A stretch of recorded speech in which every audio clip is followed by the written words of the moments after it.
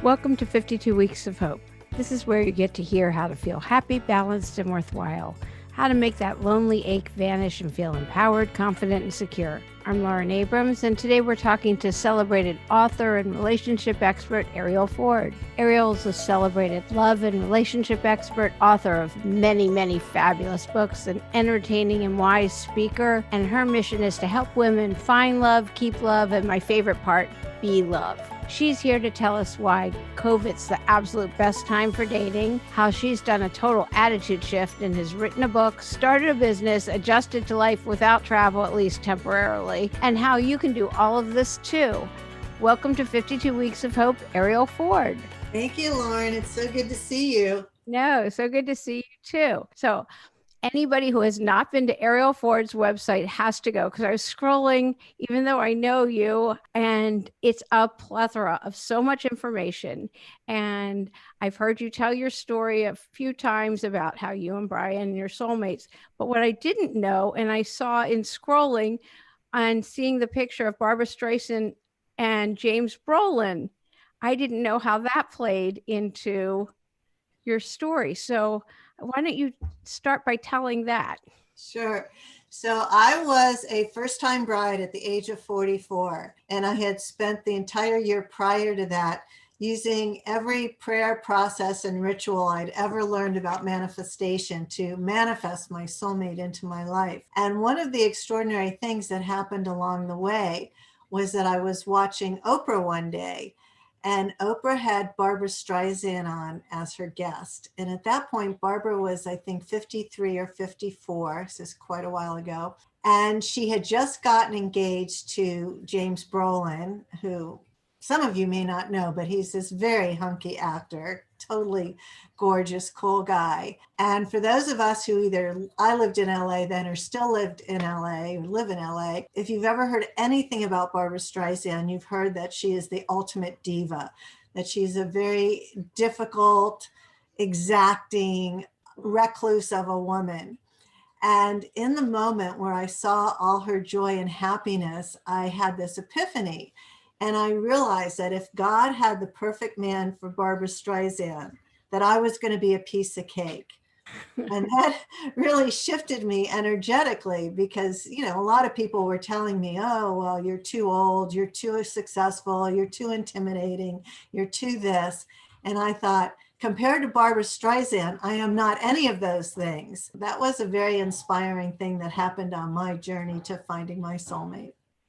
Yeah, I love that. Yeah. Somebody said to me once, are guys intimidated by you? Because I built my house and I built my own practice and I had done different things. And until somebody said that to me, it never crossed my mind. I mean, you were in a different place, in a different time, maybe. I don't really know, but it really never even occurred to me, something like that. So what did you do once you had this epiphany? Well, a couple of things. First of all, it never occurred to me either that I was intimidating until a guy I was on a date with said to me, I bet you scare the shit out of most men. And then he tried to kiss me, and then I jumped out of the car. And for a little while, it haunted me that he had said that. But then I thought, you know what? That's okay. I do want to scare the shit out of a guy who can't be with a strong, powerful, successful woman, because that's who I am. And I'm not going to dumb myself down. And the right one will celebrate my power and my confidence.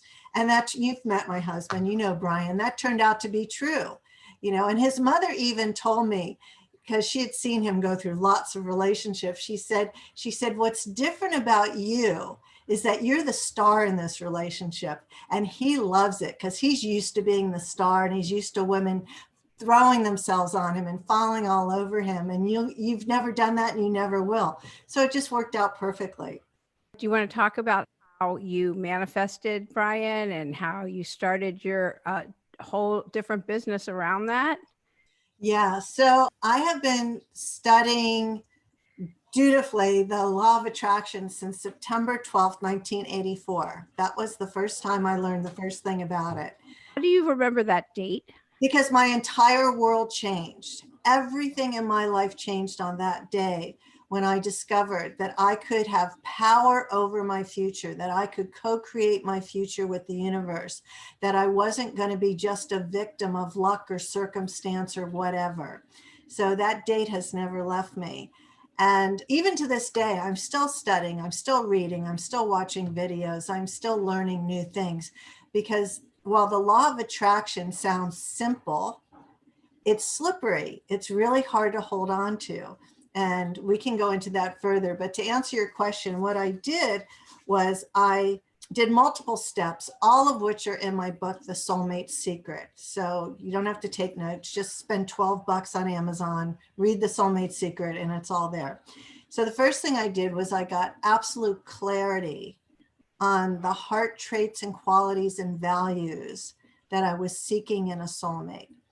And clarity is the most important part in manifesting. And I'll tell you a little story that will explain it even more quickly. Lauren, imagine you walked into your local Starbucks and you walked up to the barista and you simply said to him or her, "I'm thirsty." That's all you said, "I'm thirsty." They'd look at you like you were crazy, but in 3 minutes, they would hand you something to drink. And it most likely wouldn't have been anything that you wanted. But if you walked up to the barista and you said, "I'd like a tall, half calf, half decaf soy latte with 2 stevia and extra whip," right? In 3 minutes, they would hand you that exact drink. So in the law of attraction, you're placing your order with the universe. But in order to place your order with the universe, you have to be extraordinarily clear on what it is your soul is most calling for. All right. So this isn't a shopping list like I need eggs, bread, and butter. This is like I need a man or a woman who is kind, loving, generous, funny, compassionate, sporty, adventurous, whatever it is for you, but have this clarity that that's what's going to make you happy. So once you have all this, once you have this kind of clarity, then there's a whole bunch of other steps to sort of throw them out there and make it all happen. Yeah, my friends are all going to know where I got my Starbucks story from now. So from this, you and Brian are just so great together and have a great relationship. How are you coping with COVID and the lockdown and not traveling and so on? I know how much you love traveling. Well, for Brian, nothing's changed. He wanted to stop traveling a few years ago, and now he just had a really good excuse. So his life virtually didn't change at all. Mine changed radically. And the first couple of months, I was experiencing all the stages of grief all within a day. So I was angry, I was depressed, I was bargaining, I was doing all of that because I felt so constricted. The fact that I no longer had the freedom to go and do as I always did and the way I wanted was really just, it was hard. It was really, really hard for me. But after I got through that phase, something happened, and I can't explain how it happened, but I tapped into this vein of creativity that exceeded anything I've ever done before. And I had been in the process of writing a novel, and I thought it was done. But as I was stuck at home, I realized it wasn't done. So I had already had like 60,000 words done. I wrote another 35,000 words and completely redid the book. And now I have a really big time agent that I'm so excited about. And we're just making some more changes, and then she'll start shopping it. So the upside of the lockdown has been twofold. Not only did I get this book done into a place that I'm so excited about, I started a new business, and I got the business up and running at a profit within 3 weeks. So that was also amazing and miraculous. So it's actually turned out to be a good thing. And I desperately miss traveling and adventures and going and seeing and doing and eating at restaurants. Oh, I miss eating at restaurants so much. I just hate cooking these days. But other than that, it's been good. How's it been for you? I miss traveling. And for some reason, I'm not missing eating in restaurants. I seem to have adapted to that. Okay, I don't I don't know why, but I just have. I don't know. I miss hugging my friends. Yeah. I really miss hugging my friends and seeing people. But Zoom has been incredible. And I started my podcast. So that has been really fun doing this. I'm insanely busy with work.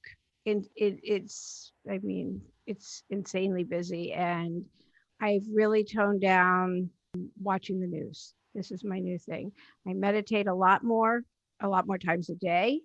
We didn't get married, but next year, you know, it's like it's not like we're gonna have. I've actually gone to some Zoom weddings. Yeah, me too.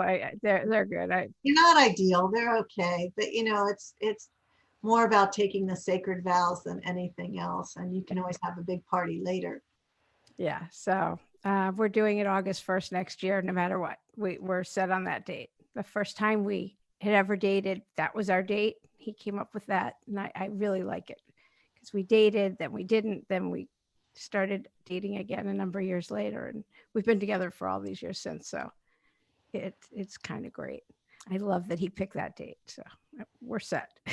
Okay. Yeah, I know. So when people ask you what you do you say you're a relationship expert? Do you say you're a spiritual teacher? You're a manifester? What do you say? Back when we'd see each other and you meet people at parties and things like that, what would you say? I say I'm a writer. That's really the identity that feels like the best fit for me. I became a love and relationship expert by accident. It was never part of the plan. I just kept sharing what worked for me, and it turned out that a lot of people wanted it. So I did more and more of that. But really, these days, I'm most comfortable saying I'm a writer. I mean, the novel is my 12th book. Yeah, your books are fabulous. And then on Thanksgiving, I tapped into your feelingization. I'm not even sure I say it correctly. Feelingization. But it's still so perfect. I mean, it's just such a feel good moment that you put out there. I don't know how many years ago, and it was perfect. I wasn't even in a bad place. I did the 7 minute or whatever it is, and it made me feel even better. Um, Yeah. how did you come up with that? And So I've been working with the Institute of Heart Math on and off for over 20 years, and they're a research facility in Boulder Creek, California, that studies heart intelligence.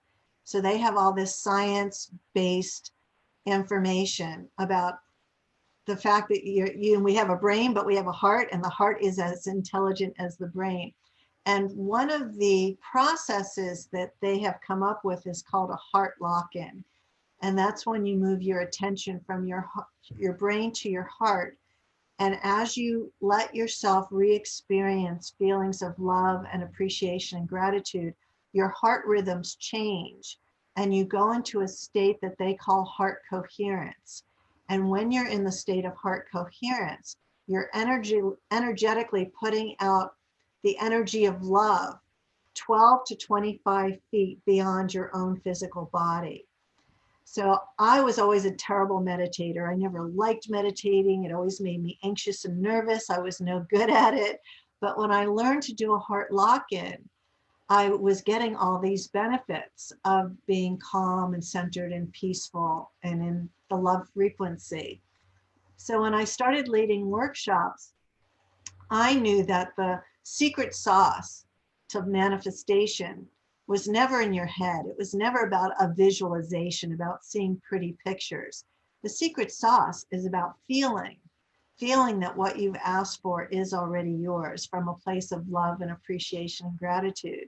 So with the permission of the founders of the Institute of Heart Math, I co-opted part of the heart lock-in, took people through a feelingization from your head to your heart. And when we're in the state of heart coherence, when we're in the state of re-experiencing love and appreciation, from there we drop in the desires that we wish to manifest, and then they manifest more quickly.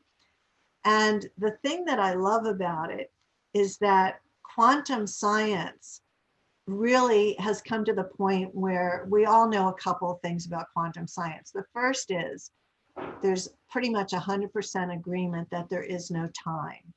There's no past and there's no future. There's just this now moment. That's all we can count on, this now moment. The other thing that we know is that we all coexist in a field. So everybody and everything exists in a field in this now moment, which means that when you're in the state of heart coherence, when you're in your heart and experiencing love and appreciation and gratitude, what you've asked for is already in the field. So if you're saying, oh, I really want to have a soulmate, but my soulmate is missing, I do a feelingization that I give away for free. I call it the golden cord feelingization, where I take you into the field where your soulmate, your beloved, already exists.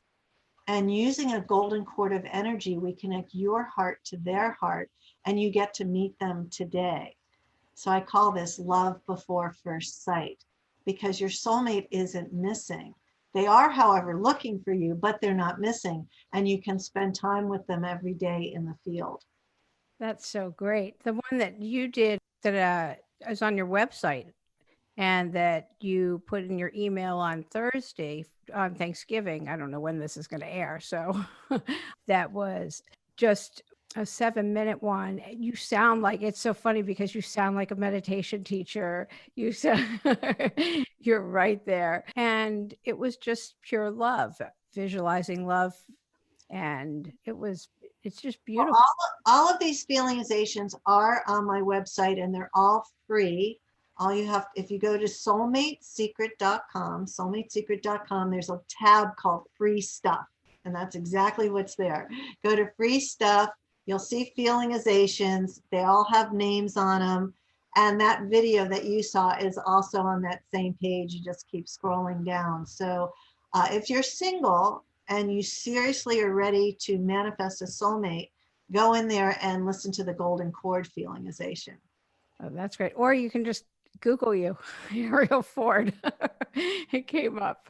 It was just so wonderful. What would you say to a woman who says, "Oh, I'm too old," or "There's nobody for me," and just all that kind of negative stuff? Well, there's a lot of limiting beliefs out there, and the Soulmate Secret technique has worked for people as young as 18 and as old as 92. And it's worked for tens of thousands of men and women in 42 countries around the world. So all this baloney, I'm too old, I'm too fat, I'm too damaged, all the good ones are taken, I'm a loser when it comes to love, it's for everybody else but me. That is only true if you choose to believe that that's true. But in the world that I live in and that I experience, there's no truth to it at all. There's, just like, imagine you woke up today, Lauren, and you said, oh, there's just not enough clean water for me to drink or fresh air for me to breathe. I mean, it's ridiculous, right? But to think there's not enough love in the world for you is as silly and stupid as saying there's not enough air or water for you. There's plenty of it. Now, you may not know how to access it, which is generally the problem. And you may, want to have a pity party every day, which you're free to do. But just realize if you don't manage your thoughts and beliefs and your emotions, a year from now, you're still going to be single. So that's why I give away so much free stuff on my website, because this isn't that hard, but it does require that you put in the effort, that you put in the time and energy and attention to making this stuff happen. Yeah, no, I'm right there with you. I believe it's all there and you have access. I was also told that I'm only allowed 5 minutes of self-pity a day. That's it. Now go on. 3 minutes, actually. 3 minutes. Three. I was given 5. Maybe maybe it's less as you get older. What's the most common, what's the most common piece of advice you're asked? How will I know if he or she is my soulmate? Oh, that's funny. People are always asking me that. And it's actually got a bit of a complex answer. So the first thing I would say is, have you been in a committed relationship with them for at least 1 year? And if you've been with them for 1 year, have you met their friends and family? And have they met your friends and family? And is everybody a thumbs up to the relationship? Because often friends and family will see things you're unwilling to see. I would also ask, do you feel emotionally and physically safe with them? That's absolutely critical. You need to feel emotionally and physically safe. Is this somebody with whom you share connection, compatibility, communication? And the single most important thing you need is a shared vision for the future. Do you want the same things? Do you both want to live in the same city? Do you want or not want to have kids or grandkids? Do you have some shared interests? Now, certainly you don't need to have all shared interests, nor should you. But what is it that you're going to do together? And especially now that we've been in lockdown for 8 or 9 months and we're not coming out anytime soon, is this somebody you can live with 24/7? I always tell everybody, if you had a soulmate wish list on March 14th and you were living in LA, everything changed on March 15th when we went into lockdown, because what was important before may not be the kind of values you have now. There may be heart traits and qualities and values that are suddenly much more important. And that's stuff that you really need to think about. So the world has changed, and it's not ever going to go back to the way it was. And there are enough soulmates out there for everybody. There's no shortage of people looking for people. And the thing that came out of COVID that I think works in favor of single women is that it's never been a better time to date than it is right now. Why is that? Because it's so safe. So just like all of us have become experts at one-click shopping on Amazon, and we know how to search for what we want and how to read the reviews, online dating gives you so many options, and you can actually vet people faster. And the fact that you can't go out and meet them in person makes it easier to vet them. And here's why. There are questions you can ask somebody on the phone or on a video chat date that would be totally inappropriate at a first or second coffee date, but that are totally okay to ask on a first video chat. So for instance, if I were going to, let's say I had a couple of email or text communications with somebody, I would only do that twice. And then I would say to them, let's get on the phone or let's do a video chat. And if they're not willing to do that, they're out instantly. Okay. The worst thing a single woman can do right now is waste any minutes of her life texting somebody she doesn't know. It's the biggest time waster ever, because you can't see them or hear them or feel them or observe them in any way that's meaningful. And if they're spending a lot of time being sexy and flirty and texting with you, you're not the only one. So if they're not willing to commit to getting on the phone or getting on a video chat, just know you're setting yourself up for trouble. That's the number one red flag that comes up.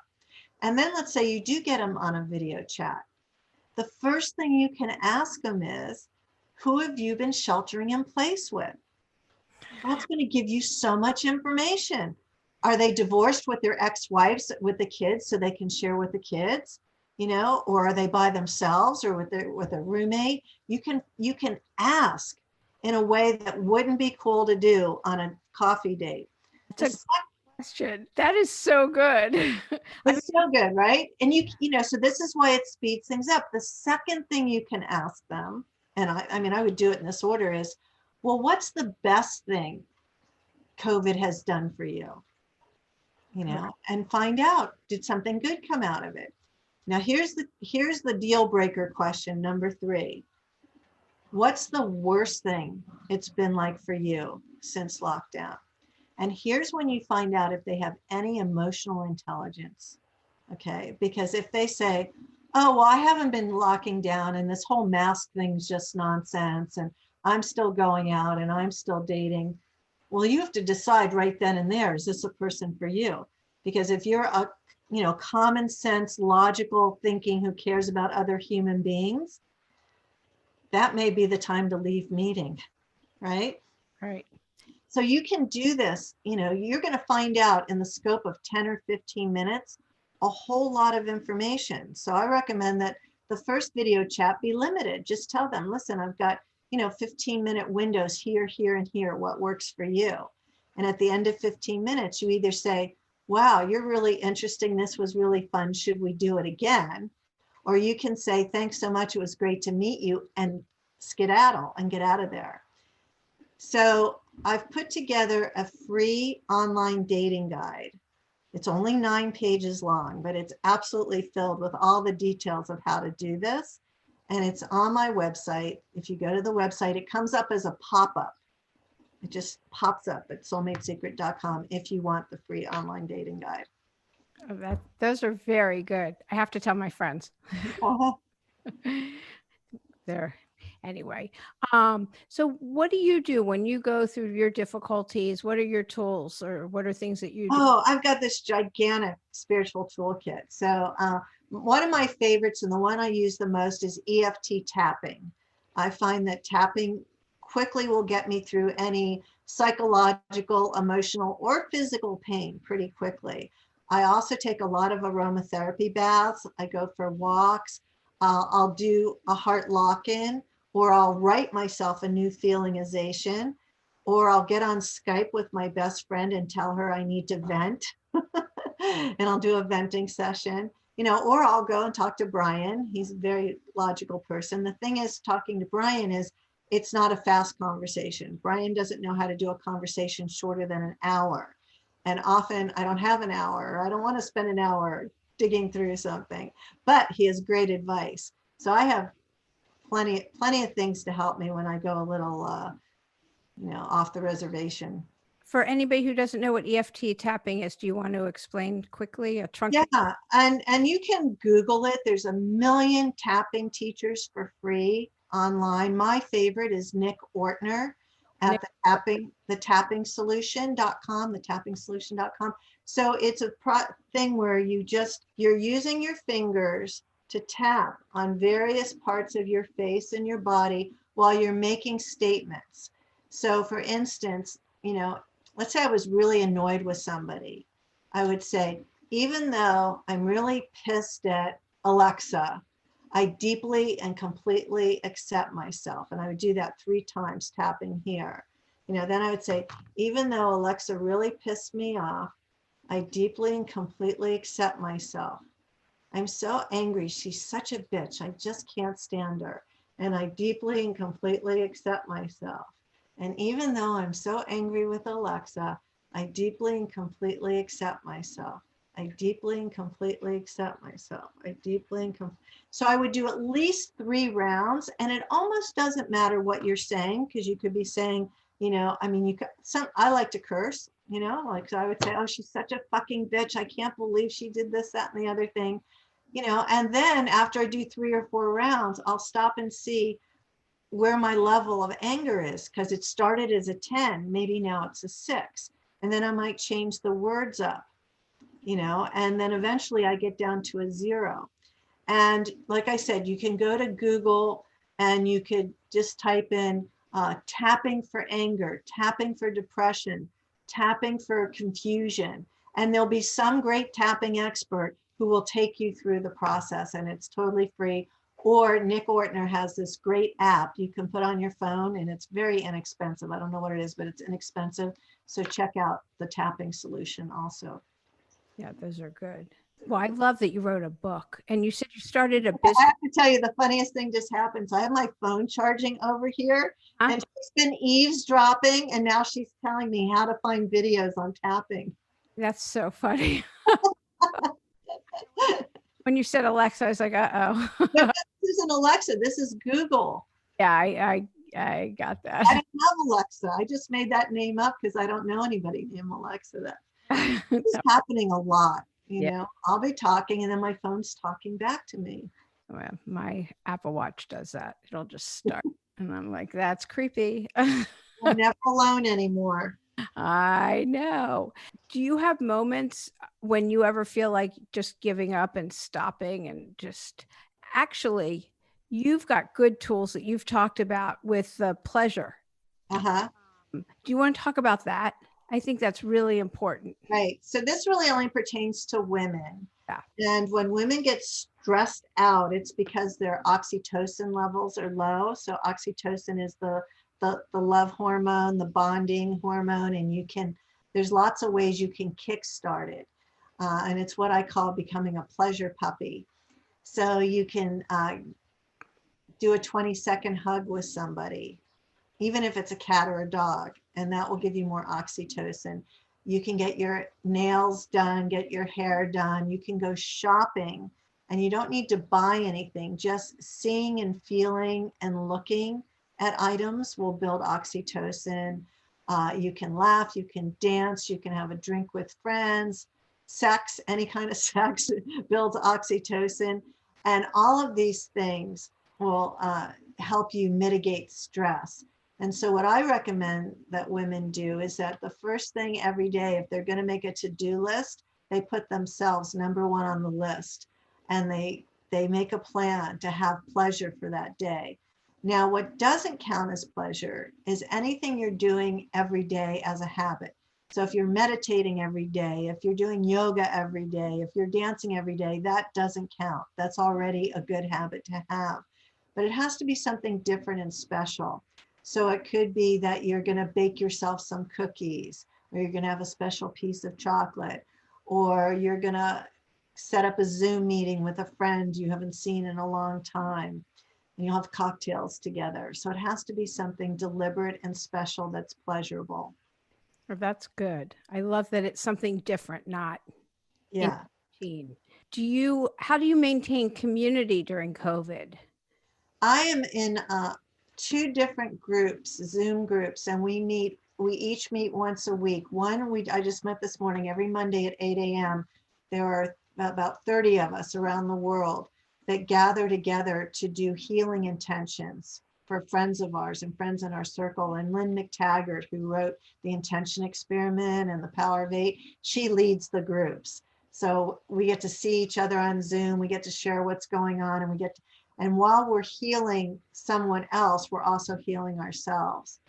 And then I'm on another group that meets on Sunday mornings. It started off as a prayer group for a friend of ours who was running for political office. And now that that's over, we're still meeting, and we're exchanging all our outrage about what's happening politically in America and in the world, and exchanging information and being activists together. So between those two groups, that really helps. That's excellent. Yeah. Having those communities it's just so important to have community, Yeah. and maintain that. And the fact that you're not traveling or is doing your creative work, is that your outlet now? Oh, yeah. I mean, I'm still thinking about traveling every single day. And for a while on Facebook, I was posting all my old travel photos. I did that for about 90 days in a row, just travel memories, which was great. And I'm, just trying to figure out when is it going to be safe to fly? And, because I'm not going to get Brian on a plane for a really long time. I can't even get him out of the house. So until there's a safe vaccine, and we're sure that, 16-hour flights to India or Bali are safe, I don't know that I'm going to get to go anywhere. So it's, if I could get on a plane today, I would, but I can't. I would love to go to Bali. Bali, well, I might get him back to Bali. For sure, I can get him back to Italy, because we have really good friends there that, we were seeing almost every year, but not this year. Do you have any messages of hope that you would want to transmit? Well, I think it depends. It's kind of a long conversation, but let me tell you about my favorite word. So my favorite word is Sanskrit, and it's santosha. And santosha means utter contentment, because I spent a long time in my life working on being happy. And what I discovered is happiness is often dependent on other people or experiences or things. And if those people, places, or experiences or things go away, then I'm no longer happy. But reaching a state of utter contentment is not dependent upon happiness. So what I've really come to over this period of time is just being content with what is, and realizing that there's not a person alive on the planet right now that has any answers. Nobody knows anything for sure anymore. And I needed to let go of wanting to know or needing to know. So now I live in 2 hour windows. I don't make any long range plans. It's just like, well, what am I going to do for the next 2 hours? Because no matter what my plans are, there's a good chance they're going to have to change. And so life is smaller in a lot of ways, but also easier because I no longer have these big ideas about, okay, well, if we get the vaccine in this month and that happens in that month and I can start traveling in this month, it's just going to be a setup. So for right now, I'm just happy that I live in sunny Southern California, and it's like paradise here. Yeah, yeah, you guys have a fabulous home. It's a home, not a house. It's a home. I instantly flashed to two things. One, I'm an attorney who has this calendar full of dates that are so meaningless. They're just meaningless, and I try to calm my staff down all the time, but also Scott, who's a planner. He's a total planner. He sent me something this morning. Okay, we're gonna try to go here at this time. I'm like, okay. Like, what do you say? Like, okay. Because who knows? Yeah, well, let him do the planning and then you'll see what happens. Yeah, I'm like, all right. Stay detached. Maybe. Wouldn't it be lovely if? Maybe. It's like, okay. I mean, the courts have been closed. You can't like, okay.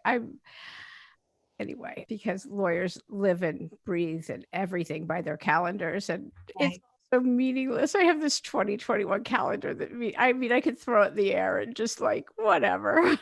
It doesn't mean anything. Nothing does. So I love that, and I love the whole like everything's about this moment and appreciating this moment so much. It really is. But I love that. And I'm not positive that Ananda means bliss, but for me, it does. And to just stay in the moment. I know that you've experienced loss with your sister and you've come through so many different iterations with that. At least I've observed. And you've kind of kept her memory very much alive. Well, she has a tremendous global following. So it's easy. And for me, when she first died, it was like, oh my God, she's not here anymore. But that was almost 8 years ago. And now she's kind of here all the time in different ways. And so as much as I'd like her to walk through the door so I could hug her, she still feels very close and very nearby. And her, we're super close to her son, who's now, oh my God, he just turned 26, hard to believe. So he's now in graduate school. So yeah, the whole grieving thing it's really trippy stuff. It's much easier now that it's been so long. But I do believe that, when COVID came, I went through a whole different kind of grieving process because life as I knew it was no longer. And, who am I if I'm not working, if I'm not producing results? Because like my entire schedule got canceled. I was traveling to lead workshops. Everything got shut down. Now I've figured out how to do a little bit of it online, but in an entirely different way that's more fun. So I don't miss that kind of traveling. I don't need to do that anymore, but I miss vacations. Yeah, definitely that. Well, it's so great to see you and to have this conversation and just to see how you're evolving.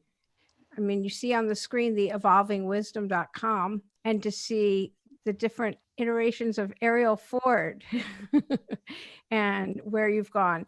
And it's really incredible for anybody who doesn't know. Arielle creates community everywhere she goes, and everyone stays friends with Arielle and Brian everywhere.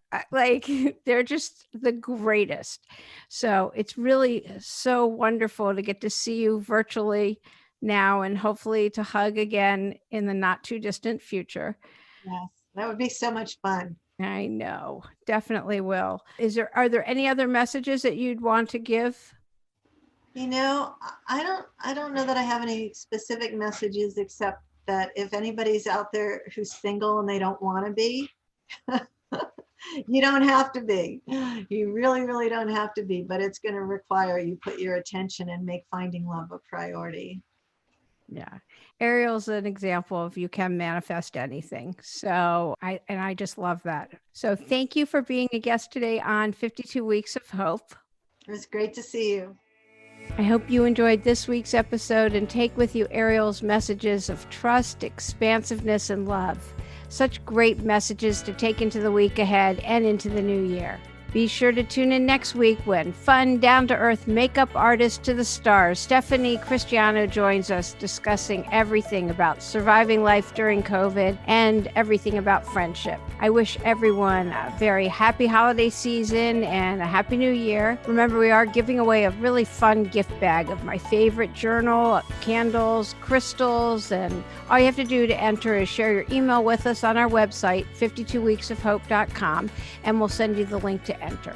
Please subscribe to the podcast, leave us a positive review, and send us feedback on our website, 52weeksofhope.com. I'm Lauren Abrams. Happy New Year, and thanks for listening.